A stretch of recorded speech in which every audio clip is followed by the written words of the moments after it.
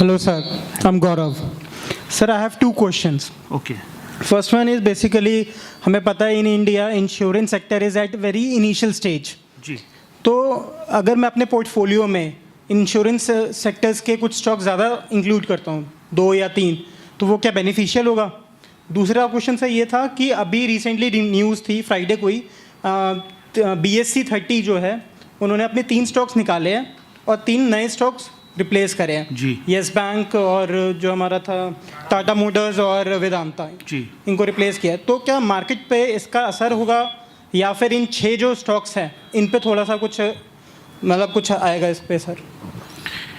पहला क्वेश्चन इनका था कि जैसे ये किसी सेक्टर को लेकर इनको अच्छा लग रहा है, जैसे कह रहे हैं इंश्योरेंस आपने नाम लिया, या आप नाम नहीं भी लो, ऑफ कर दो माइक को, अगर नाम ये नहीं भी लें कुछ और कहें तो इन्होंने मतलब ये कह रहे हैं कि एक सेक्टर मुझे अच्छा लग रहा है, उसके 3 स्टॉक हैं, क्या मैं तीनों ले लूँ या तीनों रखता हूँ तो कैसे रहेंगे? सर ये चीज़ जो है ना, फिर वही अगेन बात आती है कि आपका पोर्टफोलियो साइज़ क्या है, आप उस सेक्टर के बारे में क्या सोच रहे हो, उसका व्यू कैसा है, फलाना ढिमकाना, बहुत सारी चीज़ें डिपेंड करती हैं. और फिर जो आप जिस सेक्टर का नाम आपने लिया उसमें टोटल वो 3-4 स्टॉक हैं ढंग के, तो आप तीनों चारों लेना चाहते हो तो बहुत अच्छी बात है. एक अच्छे को चुन के उसी में सारा पैसा लगा दो, वो भी एक स्ट्रेटजी है. तो ये जो है ना, ये चुनाव अपने ही तरीके से होता है. कई लोग कहते हैं मैं बांट दूं अपने हिसाब किताब, जो मेरे पैसे हैं मैं तीनों ले लेता हूं, या कोई कहता है मुझे तो भैया एक ही पसंद है, सारे पैसे एक में लगा दूं. बेसिकली बात यह है कि आप एक ऐसे सेक्टर के अंदर जा रहे हो जिसमें आपका व्यू अच्छा है. उसमें सिर्फ आपको ध्यान एक चीज का रखना है, ये नहीं रखना कि मैंने तीनों लेने हैं या एक लेना है या 2 लेने हैं. ध्यान एक चीज का रखना है कि जिसपे जो व्यू है ना, उस व्यू को हिलाने के लिए बहुत सारी चीजें रास्ते में आएंगी, उन पर टिके रहना बस. क्योंकि जिस दिन उन पर नहीं टिके तो तीनों एक साथ ही कटेंगे आपके, एक होगा वो भी कटेगा. मार्केट जो है ना, वो आपको बीच में शेक करने के लिए बहुत कुछ करती है. वो आपको हिलाने, आपका विश्वास आज जो है ना, वो 1 महीने में भी हिला सकती है आपका विश्वास. लेकिन आप जिस चीज पर डिसीजन लेते हो वो हमेशा बैक ऑफ द माइंड रहना चाहिए कि मैंने इस चीज पर डिसीजन लिया था, अगर ये चीज बदली नहीं है तो मुझे कोई चिंता नहीं है. मेन ये है, मेन ये नहीं है कि मैंने 2 स्टॉक लेने हैं या मैंने 4 स्टॉक लेने हैं. मेन ये है कि क्या बीच में जो बाजार ऊपर नीचे करेगा और मुझे कोशिश करेगा बाहर निकालने की, वहां मैं टिक पाऊंगा कि नहीं टिक पाऊंगा.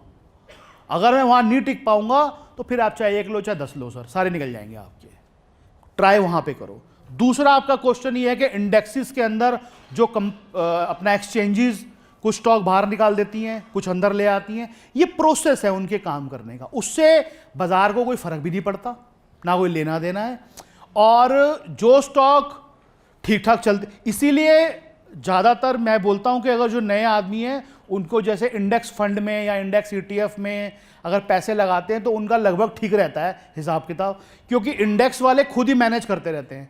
वो अच्छे अच्छे शेयरों को अंदर लाते रहते हैं और ख़राब को बाहर निकालते रहते हैं. तो आपका इंडेक्स जो है वो हमेशा ठीक चलता रहता है, उसमें कोई ज़्यादा गिरावट नहीं दिखेगी. अब उन्होंने 3 स्टॉक को बाहर निकाल दिया और 3 को ले आए अंदर, तो वो जो 3 लाए हैं वो इस समय ठीक ठाक चल रहे होंगे, उनको ले आए तो इंडेक्स खड़ा रहेगा वहीं पे.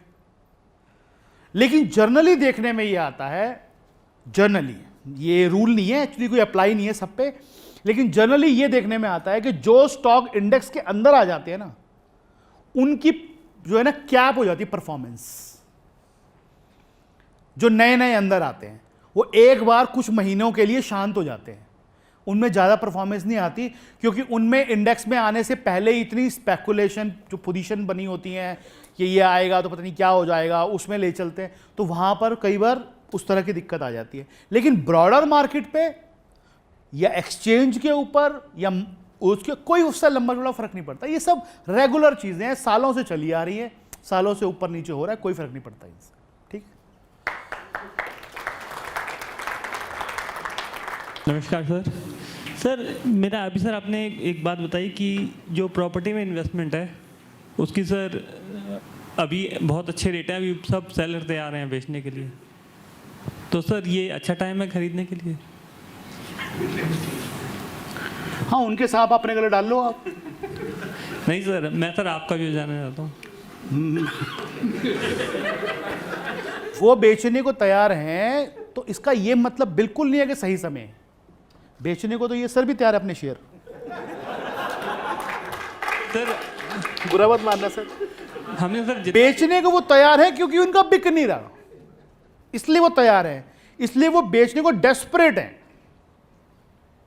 तो उनका क्योंकि सेल नहीं हो रहा, तो इसका ये बिल्कुल मतलब नहीं है कि समय ठीक है। तो मतलब सर वेट करना चाहिए। सर मैं नहीं जानता वेट करो या नहीं करो, लेकिन अगर आप इन्वेस्टमेंट के लिए लेना चाहते हो तो मुझे नहीं लगता कि कोई सही समय है। ये प्रॉपर्टी की जो साइकिल है वो 2012 में टॉप हुई थी, और मैंने उसी दिन अपने प्रोग्राम्स में भी बोला था, बहुत जगह बोला था, और मेरे जितने जानकार हैं सबको पता है, और 20 बार मैं बोल भी चुका हूँ। वो 14 साल के डाउन ट्रेंड में गई है कम से कम, यानी कि अब यहाँ से वो 2026 से 28 के आसपास कहीं ना कहीं निकल सकती है। तो अभी 5-7 साल और हैं, लो मजे। अभी तो इनके ब्याज बट्टों की साइकिल रुकी है, अभी तो इनकी चादरें फटेंगी। अभी तो ये घर से बाहर निकल के माल जब देंगे ना तो पता चलेगा आपको। रियल एस्टेट के अंदर ऐसे रेटों पे माल आने वाले 5 साल में हाथ आएगा ना, आप सोच भी नहीं सकते। अभी तो इनकी ब्याज बट्टों की साइकिलें रुकी हैं, अभी तो ये चीखें निकल रही हैं अंदर से, बेचने के अंदर लालायित हो रहे हैं। रेट कम नहीं कर रहे, अभी थोड़े बहुत कम हुए हैं 30-40%।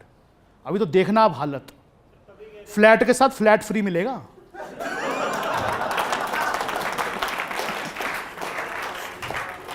असली मजा तो खेल सर। बेयर फेस एक बार जब स्टार्ट हो गया, हमें पता है, अब तो क्लैरिटी हो गई ना। जिस दिन मैंने शायद बोला था 12-13 में, तो लोगों को पता नहीं था। आज तो आपको क्लैरिटी है ना कि उसका बेयर फेस चल रहा है। तो बेयर फेस का अंत कैसे होता है ये तो पता ही है आपको। होने दो ना अंत, पहले आने दो माल मार्केट में, एक बार आने दो माल, फिर लेना। अभी क्या जल्दी है, अभी मारने दो, चीखे तड़पते रहने दो, जो फंसे हैं फंसे रहने दो उनको। जिन्होंने गलतियां करी भुगतेंगे। हमने अपना सारा माल काट दिया था 12-13 में, ठीक है।